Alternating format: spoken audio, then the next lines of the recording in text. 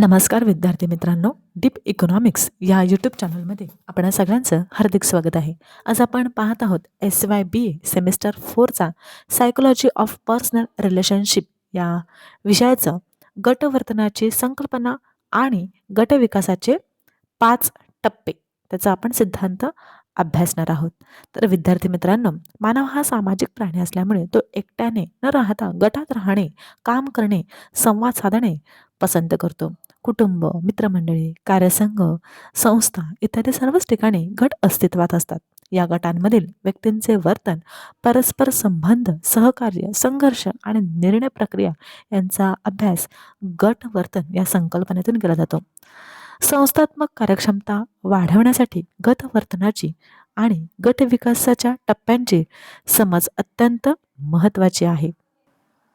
आता आपण व्याख्या अभ्यासूया. गटवर्तन म्हणजे दोन किंवा अधिक व्यक्तींच्या गटांमध्ये होणाऱ्या परस्पर संवादातून निर्माण होणारे वर्तन, भावना, विचार आणि कृती यांचा अभ्यास होय. संस्थांमध्ये गट कसे तयार होतात, कसे विकसित होतात आणि कालांतराने कसे कार्य करतात हे समजून घेण्यासाठी गट विकासाचे 5 टप्प्यांचे सिद्धांत उपयोगी ठरतं. गट विकासाचे 5 टप्प्यांचे सिद्धांत किंवा मॉडेल. पहिला आहे गटवर्तनाची संकल्पना. गटवर्तनामध्ये गटातील सदस्यांचे वर्तन, त्यांचे परस्पर संबंध, भूमिका, नियम, नेतृत्व, संवाद पद्धती आणि निर्णय प्रक्रिया यांचा समावेश होतो. गटवर्तनामुळे व्यक्तीचे वर्तन स्वतंत्र न राहता गटाच्या प्रभावाखाली बदलते आणि संस्थांमध्ये गट वर्तन क्षमतेवर थेट परिणाम घडवते. नेक्स्ट मुद्दा आहे आपला ओळख व निर्मितीचा टप्पा. तर हा गट विकासाचा पहिला टप्पा आहे. या टप्प्यात गटातील सदस्य एकमेकांना ओळखू लागतात. गटाचा उद्देश, नियम व अपेक्षा स्पष्ट नसल्यामुळे अनिश्चितता असते. सदस्य सौम्य वर्तन करतात आणि नेतृत्वाकडे मार्गदर्शनासाठी पाहतात. तिसरा मुद्दा आहे आपला संघर्षाचा टप्पा. या गटात किंवा या टप्प्यांमध्ये गटातील सदस्यांमध्ये मतभेद, संघर्ष आणि स्पर्धा निर्माण होतात. भूमिका, सत्ता आणि जबाबदाऱ्यांवरून तणाव वाढतो आणि काही वेळा हा टप्पा गटासाठी कठीण ठरतो, परंतु यशस्वी गट या टप्प्यावर मात करतात. नेक्स्ट मुद्दा आहे आपला नियम व समायोजनाचा टप्पा. तर या टप्प्यात गटातील सदस्यांमध्ये समजूतदारपणा वाढतो, परस्पर विश्वास निर्माण होतो आणि गटाचे नियम स्वीकारले जातात. नेक्स्ट आहे कार्यक्षमतेचा टप्पा. हा गटाचा सर्वात प्रभावी टप्पा मानला जातो. गट आपली उद्दिष्टे प्रभावीपणे साध्य करतो.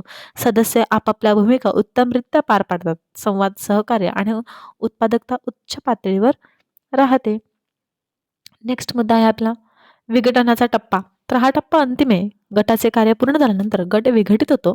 सदस्यांना समाधान, यशाची भावना किंवा कधी-कधी भावनिक दुःखही वाटू लागतं आणि हा टप्पा विशेषतः प्रकल्प आधारित गटांमध्ये आढळतो. नेक्स्ट टप्पा आहे आपला गट विकास मॉडेलांचे संस्थांमधील महत्त्व.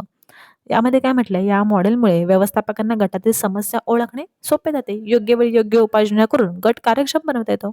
संघटनात्मक उद्दिष्ट साध्य करण्यासाठी हे अगदी मार्गदर्शक असं हे काय आहे मॉडेल आहे. नेक्स्ट आहे आपला गट वर्तन आणि कार्यक्षमता यांचा संबंध. तर नक्कीच सकारात्मक गट वर्तनामुळे कामातील समाधान, सहकार्य आणि उत्पादकता वाढते. नकारात्मक गट वर्तनामुळे काय होतं, संघर्ष, असमाधान आणि कार्यक्षमता काय होते, कमी होते. म्हणूनच गट वर्तनाची समज प्रत्येक संस्थेसाठी काय आहे, आवश्यक आहे. थोडक्यात आपण असं म्हणू शकतो की गटवर्तन ही संस्थात्मक जीवनाची मूलभूत संकल्पना आहे. गट विकासाचे 5 टप्प्यांचे मॉडेल गट कसा तयार होतो, कसा विकसित होतो आणि कसा कार्य करतो हे काय करतं, स्पष्ट करतं. गटवर्तनाची योग्य समज असल्यास संस्था आणि कार्यक्षम, सुसंघटित आणि यशस्वी बनू शकतात. अशा प्रकारे हा प्रश्न आहे.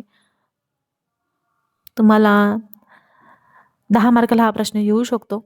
आजचा व्हिडिओ आवडल्यास व्हिडिओला लाईक करा आणि आपल्या चॅनलला सबस्क्राईब करा. थँक्यू.